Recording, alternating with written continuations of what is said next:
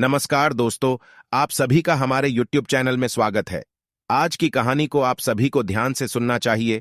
कहानी का शीर्षक है भाग्य का लिखा। हमें जीवन में सभी का ध्यान रखना चाहिए। हमें ऐसा कोई भी काम नहीं करना चाहिए जिससे हमारे साथ साथ दूसरों को भी दुख पहुंचे। यह कहानी भाग्य का लिखा अद्भुत कहानी भी इसी बात पर है। आपको पसंद आएगी तो चलिए ये कहानी की शुरुआत करते हैं। एक दिन राजकुमारी अपनी सहेलियों के साथ शिकार पर चली गई। राजा को इस बात का बिल्कुल भी पता नहीं था। जब राजा ने देखा कि राजकुमारी नहीं, तो राजा ने पूछा कि राजकुमारी कहाँ चली गई। सेनापति आया और कहने लगा कि राजकुमारी आज अपनी सहेलियों के साथ शिकार पर गई है, जबकि उन्हें ऐसा नहीं करना चाहिए था। राजा को जब यह बात पता चली तो उन्होंने सिपाहियों को राजकुमारी को वापस लाने के लिए भेजा। राजकुमारी अपने शिकार में इतनी मग्न हो चुकी थी, उन्हें यह भी नजर नहीं आ रहा था कि वहां पर एक साधु महाराज जी तपस्या कर रहे हैं। साधु महाराज जी को शिकार समझकर राजकुमारी ने तीर चला दिया और साधु महाराज जी को तीर लग गया। अब राजकुमारी साधु महाराज जी के पास गई और उन्होंने देखा कि साधु जी के तीर लग गया है। उन्होंने माफी मांगनी चाहिए। साधु महाराज जी ने कहा कि अब तुम्हें इस बात की सजा मिलेगी। मैं यहां पर तपस्या कर रहा था, तुमने मेरी तरफ ध्यान नहीं दिया और मुझे तीर लग गया। राजकुमारी ने बहुत बार विनती की, लेकिन साधु महाराज जी उन्हें क्षमा नहीं कर रहे थे। साधु महाराज जी ने अपने मंत्रों को राजकुमारी पर जल से जैसे ही फेंका तो राजकुमारी गिलहरी के रूप में आ गई। राजकुमारी गिलहरी बन चुकी थी और साधु महाराज जी मारने को तैयार ही थे। तभी वहां पर सेनापति आ गए।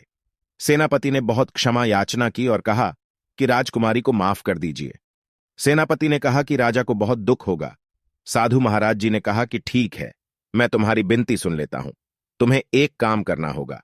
उस पहाड़ी पर एक ऐसा फूल होता है जिसको जाकर तुम राजकुमारी को खिला दोगे तो वह वैसे ही जैसे रूप में आ जाएगी। और उसके साथ साथ महाराज जी यह कहकर दुनिया से चले गए। सेनापति भागते हुए राजा के पास गए, पूरी बात राजा को बताए। राजा को बड़ी चिंता होने लगी। राजा यही सोचने लगे कि भाग्य का लिखा कोई नहीं मिटा सकता, हमें उसके सामने झुकना पड़ता है।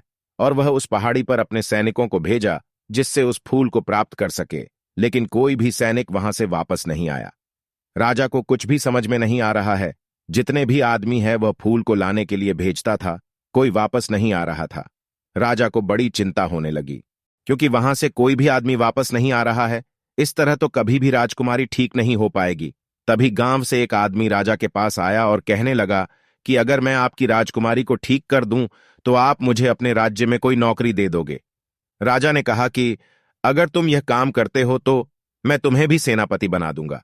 आदमी बहुत गरीब था और अपनी समस्या से गुजर रहा था। वह जंगल में गया। उसने बहुत सारी परेशानियां उठाई, बहुत सारी मुसीबतों को झेला। उसके बाद वह फूल लेकर वापस आ गया और राजकुमारी को खिला दिया, जिससे राजकुमारी ठीक हो गई। राजा प्रसन्न हो गए। राजा ने उसे अपने यहां पर नौकरी दे दी। ईमानदार आदमी बहुत आगे तक जा सकता है, इसीलिए इंसान को ईमानदार होना बहुत जरूरी होता है।